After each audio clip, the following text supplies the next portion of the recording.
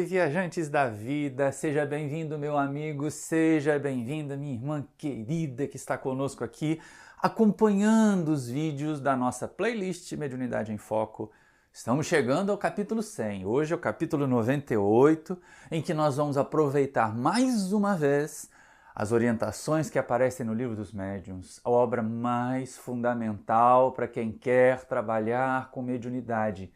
Médium que não estuda constantemente o Livro dos Médiuns, que não entende o processo de evolução da mediunidade como Kardec apresenta aqui, corre sim um risco sério de virar fantoche na mão de espíritos atrasados, como o Emmanuel, aqui no Seara dos Médiuns, vai chamar a nossa atenção hoje. Mas ele vai tocar muito suavemente, num ponto que dá comichão em um monte de gente, até em quem não tem mediunidade ostensiva. Mas com certeza, quem tem mediunidade ostensiva já deve ter passado essa ideiazinha de jirico na cabeça de querer perguntar para os espíritos o que vem amanhã. Qual é o futuro? Mas não é? Tem até música popular disso, né? A cigana leu meu destino, eu sonhei, carta de tarô, jogo de búzios, sempre perguntei, nunca teve uma resposta que valesse a pena. E a gente entende isso aqui, no Livro dos Médiuns. O Emmanuel, nessa mensagem que ele chamou de futuro, ali no capítulo 57, já passamos bem da metade, né? 57 do Seara dos Médiuns, psicografado no dia 8 de agosto de 1960. Olha quanto tempo que já tem essa alerta, essa advertência do Emmanuel, para a gente não ficar escarafunchando, não perder tempo querendo saber coisas que nós estamos determinando hoje, que nós estamos construindo hoje. Então, na questão lá do item 289, a questão 7, que pergunta sobre o futuro, Kardec faz a pergunta, os espíritos dão aquela cipuada na gente e o Emmanuel faz uma reflexão muito interessante sobre que futuro é esse? Que história é essa de querer saber o futuro como se o futuro tivesse escrito na pedra, como se fosse um determinismo? Todo dia, meu amigo, todo dia, minha amiga, nós estamos mudando o nosso futuro. Se a gente escolher não seguir as orientações boas, a gente vai dar com a cara na parede. Se a gente seguir as orientações boas, mesmo que estivesse caminhando para o abismo, a gente desvia dele.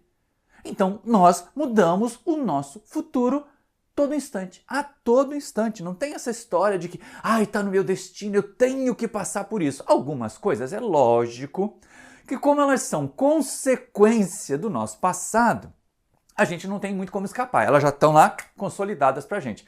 Mas isso do ponto de vista material. Então, nascer com uma determinada doença, ter um corpo físico com uma determinada fragilidade, é construção do nosso passado. Mas, do ponto de vista moral, como a gente aprende lá no Livro dos Espíritos, não tem nenhum tipo, mas nenhum tipo de fatalidade. A gente pode escolher mudar agora. E mudando agora, a gente muda amanhã. É claro que não tem como acabar com as consequências do que já foi feito até agora, né? Mas a gente pode aliviar esse problema. Isso acontece até com a saúde do corpo físico. Quanta gente viveu de forma desorganizada, prejudicou o corpo, de repente ela resolve viver uma vida saudável. Pode ser que não deixe de ter pressão alta, mas vai ter menos risco cardíaco e vai viver uma vida mais saudável. Então dá para consertar uma parte das bobagens que a gente fez. Mas, seguindo aqui com Kardec primeiro, a gente sempre tenta ir à obra básica para trazer a reflexão, para entender o que o Emmanuel queria dizer com isso. Seguindo aqui com o Livro dos Médiuns primeiro, olha o que Kardec pergunta na questão 7 do item 289 e, melhor ainda, presta bastante atenção, escreve e coloca na cabeceira, principalmente você aí, meu amigo, minha amiga, que são médiuns ostensivos. Nada de ficar escarafunchando o futuro. Olha a pergunta. Podem os espíritos dar-nos a conhecer o futuro? E a resposta é maravilhosa. Se o homem conhecesse o futuro, descuidar-se-ia do presente. É esse ainda um ponto sobre o qual insisti sempre no desejo de obter uma resposta precisa. Grande erro há nisso, porquanto a manifestação dos espíritos não é um meio de adivinhação. Se fizerdes questão absoluta de uma resposta, recebê-la-eis. De um espírito doidivanas, temo-lo dito a todo momento. Então, quantos alertas, quantas advertências nós temos nesses dois slides aqui, né? Que chamamento! Primeira coisa, se a gente conhecesse o futuro, vai acontecer mesmo, não tem jeito. Tá escrito no meu destino, não tem por que eu fazer esforço para mudar. E a gente não mudaria. E a gente deixaria o caminhão passar por cima, o caminhão da vida passar por cima da gente, porque a gente acha que está escrito lá no futuro, que vai ser desse jeito, que não tem como escapar. E futuro não existe. Eu acho maravilhoso essa história de filme de ficção científica com viagem no tempo, para frente, para trás. Para trás a gente pode até pesquisar, porque o Emmanuel fez isso, né? Quando ele foi escrever os livros, as séries romances históricos, aquilo ali está guardado em algum tipo de biblioteca, de videoteca do mundo espiritual, que é o passado, que já aconteceu. Agora, o futuro a gente pode pensar, definir, né, supor que ele vai ser de uma determinada maneira em função de como nós caminhamos no presente. Como se alguém que olhasse do alto de um prédio, uma criatura vindo por aqui na rua, se ele virar a esquina, ele cai num bueiro. E a pessoa vai dizer, ele vai cair no bueiro. Mas se a pessoa virar para o outro lado, não cai. Então o futuro não existe. Tá? Essa é a primeira detalhe, a primeira chamada. Tá? Se a gente conhecesse o futuro, não cuidaria do presente. Mas ele fala assim, vocês querem uma resposta precisa para isso? Não faz isso não. É um erro. Aí vem o segundo slide aqui. É um grande erro. Por quê? Aí vamos lá. Mediunidade. Mediunidade em Foco. O livro é Seara dos Médiuns. Nós estamos estudando o livro dos médiuns. Trabalho mediúnico em casa espírita, segundo a orientação da doutrina espírita. A gente vê ali, a função da comunicação com os espíritos, as manifestações com os espíritos, não tem o objetivo de fazer adivinhações, de prever o futuro. Então, cuidado, meu amigo, cuidado, minha amiga, com a cartomante, com a ledora de mão, com o médium que fica prevendo o futuro. Cuidado! Por quê? Se insistir, vai ter resposta mediúnica. Vai ter resposta mediúnica, o que é pior. Vem o espírito mesmo dizer. Agora, que tipo de espírito? Seu guia? Um benfeitor espiritual? Um espírito superior? Não! Quem vai responder é um espírito doidivanas, um daqueles bem atrapalhados, bem zombeteiros, bem atrasados, que sabe menos que a gente e que responde a qualquer coisa. Então, primeira questão, dentro da informação do Livro dos Médiuns, a função da mediunidade não é prever o futuro. Mas, será que a gente não pode fazer uma estimativa do futuro? Será que não tem um jeito de eu observar bem o presente, analisar as minhas tendências, analisar o caminhar? Isso não acontece quase todos os dias, com uma série de questões. Não se tenta até prever o tempo, o clima, as tempestades, fazendo modelos que às vezes não dão muito certo. Ou às vezes são exagerados, ou às vezes são subestimados. Não está tentando até prever terremoto? Né? Na semana que eu resolvi gravar esse vídeo, o Japão emitiu um alerta de terremoto extremo. Não aconteceu nada. Nem tsunami, nem nada. Porque o modelo matemático que eles estavam usando para prever aquilo, com base em alguns dados colhidos do passado, não foi suficiente para prever o futuro. Então, mesmo quando a gente tem muita informação, mesmo quando a gente tem muitos dados do passado, do presente, o futuro ainda tem o seu grau de imprevisibilidade. Não dá para garantir ali, tá lascado na pedra, não vai ter que ser desse jeito. Não é. E aí vem o Emmanuel. Aí a hora em que o Emmanuel diz assim, olha, não dá para você saber o futuro perguntando para os espíritos, mas dá para fazer uma estimativa do futuro dependendo da ação ou da inação. E aí vem uma observação importante que eu faço agora, no começo, antes da gente entrar no texto do Emmanuel mesmo. Né? Para o mal acontecer, basta a gente não fazer nada. Nós estamos encarnados num planeta de provas e expiações, então a omissão diante da necessidade de transformação faz o mal acontecer. Agora, para o bem acontecer, tem que ser diligente, tem que trabalhar muito, tem que ter muito esforço, tem que ter realização, minha gente. Então, o que o Emmanuel vai chamar a atenção é exatamente isso. Quer saber o futuro? Pensa como você está agindo no presente. Foi por isso que a gente colocou o título que o nosso futuro é obra do nosso presente. E o nosso presente, a gente agora pode dizer isso, é obra do passado que a gente já fez. Por isso que muitas vezes não dá para fugir de algumas consequências desagradáveis disso não. Mas vamos com o Emmanuel, olha só. Se pesquisas praticamente o futuro, contempla a faixa de terra que o abandono confiou à secura.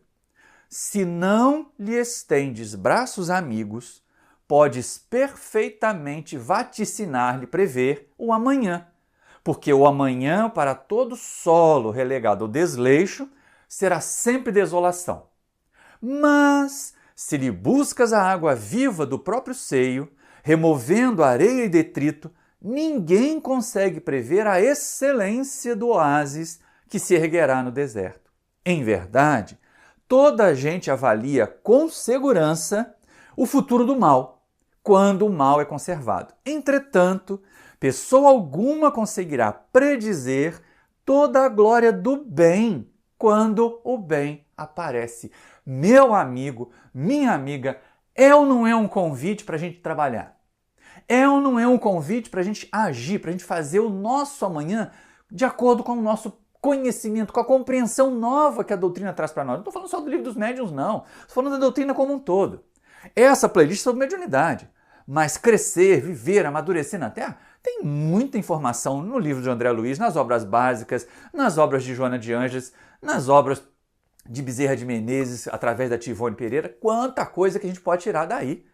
Então é interessante assim, olha, o Emmanuel fala assim, já que você está interessado na prática em conhecer o futuro, tá? Vamos fazer uma analogia? Vamos fazer uma comparação? Olha para a Terra, para um pedaço de terra ali. Vamos imaginar, como ele vai falar em deserto, é uma grande extensão. Uma fazenda. Uma fazenda que tem bastante terra, mas que foi largada ao abandono. Ninguém precisa falar nada. O mato vai crescer, as pragas vão tomar conta, não vai produzir nada de produtivo, de frutífero. Não é verdade? Acontece. E aí vem o Emmanuel chamando a nossa atenção. Mas, se alguém vai lá, capina, cava um poço, tira do poço água, irriga, logo, logo começa a florescer. Logo, logo começa a produzir. Aí tem esse último parágrafo aqui. Esse aqui é o tal do, para fazer o mal basta não fazer nada, para fazer o bem tem que trabalhar bastante. Quando ele diz assim, em verdade, toda a gente avalia. Qualquer um é capaz de dizer assim, não, se continuar desse jeito, se continuar ruim desse jeito, vai ficar pior depois. Todo mundo consegue prever isso. Então, todo mundo consegue avaliar com segurança o futuro do mal, quando o mal é conservado. Agora, pouca gente consegue saber, né, aquela que coloca ali, vai conseguir predizer quanto de bem o bem pode fazer a hora que a gente resolve. Então, meu amigo, minha amiga, não desista de fazer o bem. Ah, mas é pouquinho que eu faço. Ah, mas eu nem tenho mediunidade muito extensiva, eu não recebo espírito lá. Mas você já dá passe. Mas você está lá no centro recepcionando as pessoas, participando das atividades, vai para o serviço assistencial, isso é mediunidade também. Então, o pouquinho de bem que se faz, às vezes se torna um baita oásis, um campo fértil. Aí o Emmanuel tira ali, esses 2 slides aqui, do ponto da vida na Terra, do plano material, e leva para o campo moral, que a coisa vai ficar mais interessante ainda. Mas olha o que ele vai dizer para nós agora. Transplantemos a imagem do passado para o campo da vida. Se cultivas a intolerância, não precisas perguntar quanto à colheita de aversões que obterás fatalmente. Se estimas o abuso, não precisas recorrer aos decifradores da sorte para conhecer o desequilíbrio que te projetas. Se foges ao dever que te cabe, não precisas inquirir adivinhadores para saber quanto doem as consequências da deserção. Se contrais uma dívida, não precisas ouvir revelações do outro mundo para reconhecer a obrigação de pagar. Então isso é uma questão interessante. Porque assim, o que o Emmanuel está falando aqui nesses slides é o seguinte, o amanhã ele está muito definido pelo que a gente decide hoje.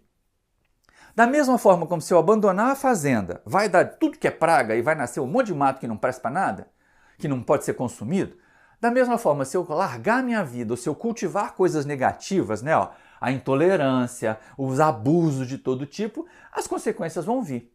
Né? Pessoas que são muito exigentes, muito perpétuas, né? Cobram muito dos outros, mas delas mesmas não cobram nada, normalmente tem uma penca de adversários, uma penca de amigos. E a gente começa a perceber o seguinte, ele fala sempre, não precisa consultar adivinho, não precisa consultar os espíritos do todo mundo. Nada disso, a gente sabe qual é a consequência do mal. O mal já tem consequências definidas. E por que a gente sabe? A gente sabe porque a gente já está repetindo e repetindo essas lições equivocadas há muito tempo. Está na hora de fazer coisas novas, de mudar de rumo, porque é muito insano, como dizia o Einstein, a pessoa tentar um resultado diferente fazendo tudo do mesmo jeito que já fez antes, só pode dar o resultado que deu antes. Isso funciona na ciência e funciona na vida também. Então vamos lá, hein, gente? Nada de intolerância, mas isso não significa que nós devamos ser permissivos. Mas o intolerante é aquele que é realmente a criatura que espalha aquele ranço de cobrança excessiva. A cobrança excessiva, normalmente, ela cria resistência. Ela pode até ser justa, mas ela costuma criar muita resistência. E a gente pode apresentar as necessidades sem a rispidez, sem a intolerância. Abuso, aí claro, né? Cuida de ti, cuida do teu comportamento. Pensa melhor em usar bem esse corpo, esse tempo, essa mente, essa oportunidade reencarnatória que te foi concedida. Eu também tenho que fazer isso. Por quê? Porque senão vem doença. Porque senão vem a fragilidade orgânica e vem a fragilidade moral e aí vem a obsessão. Ninguém precisa perguntar para o espírito, vai acontecer isso se eu ficar comendo muito sal na batata frita? Claro que vai ter pressão alta, não precisa nem perguntar para os espíritos. Tá? Então a mesma coisa com relação a fugir do dever. E o Emmanuel fala tanto a respeito do dever, né? O capítulo anterior falava de mediunidade e dever. Aqui agora aparece o dever de novo. Mas não é aquele fardo, aquela cruz que a gente tem que carregar. Dever ali aparece como uma proposta de trabalho de crescimento. E nós estamos fugindo das propostas de trabalho de crescimento desde que Jesus as fez para nós presente aqui na Terra. Então está na hora de mudar de comportamento. E aí, lógico, né? Quem busca dívida, quem tem dívida, sabe que tem que pagar, porque senão, se for uma dívida material, o banco vai lá e toma de volta. O credor vai lá e toma de volta. Mas se for uma dívida moral, a gente vai encontrar também aqueles momentos complicados, aqueles momentos difíceis, em que a gente vai ter que se deparar com as consequências. Por isso, o futuro é consequência do que eu faço no presente. Se eu agir corretamente, beleza, vai dar tudo muito certo. Se eu ficar fazendo bobagem, vou encontrar as consequências. E não precisa nem fazer pergunta para os espíritos. Tem gente que vai perguntar, os espíritos ficam até constrangidos de responder. Meu filho, você está andando desse jeito aí, não vai ter como. Como é que você quer que eu te ajude se você não se ajuda? Né? Os espíritos não podem fazer por nós. Aí o Emmanuel vai caminhando para a conclusão, chamando a nossa atenção assim.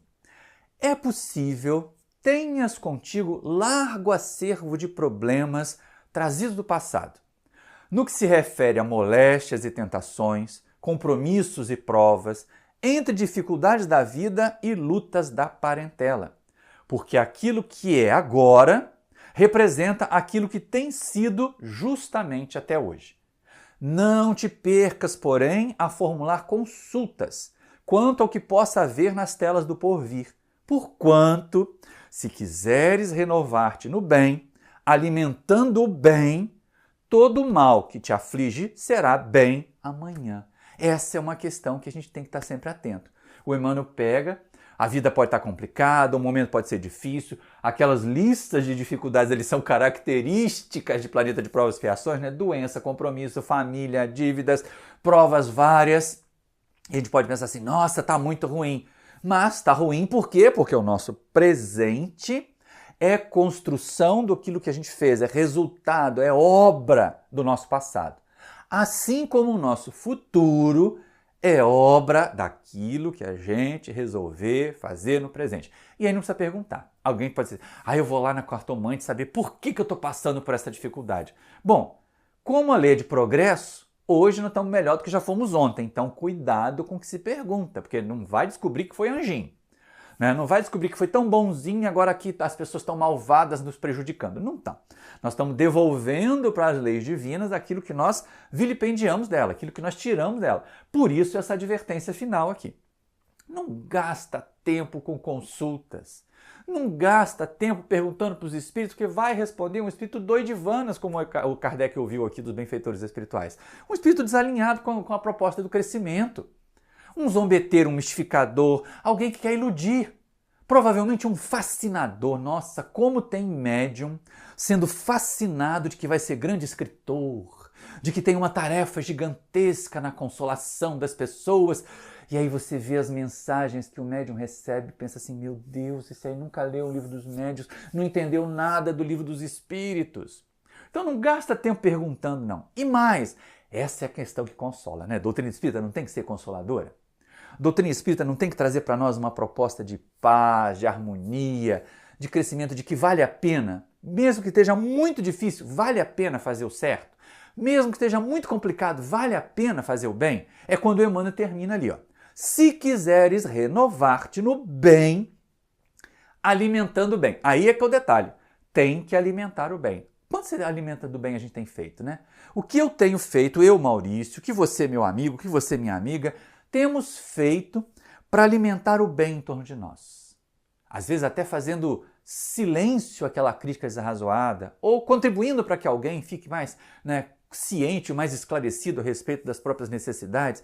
Nós temos alimentado o bem, a chavinha está ali, ó. Quando a gente quer se renovar no bem, alimentando o bem, é preciso, de novo eu falo, para fazer o mal, basta não fazer nada. Agora, para fazer o bem, a gente tem que alimentar o bem. E como é que se alimenta o bem? Pensando, agindo, realizando sempre o melhor que a gente puder. Vamos ter falhas? Vamos, ainda estamos num planeta de provas e expiações. Eu tenho certeza que eu não tenho auréola, que eu estou longe de qualquer nível ali daquela segunda ordem da escala espírita. Ainda estou lá nos espíritos atrasados, fico muito feliz quando eu consigo ser espírito neutro. Tá? Então é muito importante agir, alimentar o bem. Por quê? Porque quando a gente alimenta o bem, todo o mal que hoje a gente sente mastigando, sofrendo, fustigando a gente, vai um dia, lá no futuro, no amanhã, se tornar bem. Quem cultiva o bem, colhe o bem. Quem não faz nada ou quem pratica o mal, não tem jeito, vai colher o mal como a terra abandonada ao desleixo, ao descaso. Para produzir frutos, a terra tem que ser cultivada, exige trabalho, exige ação.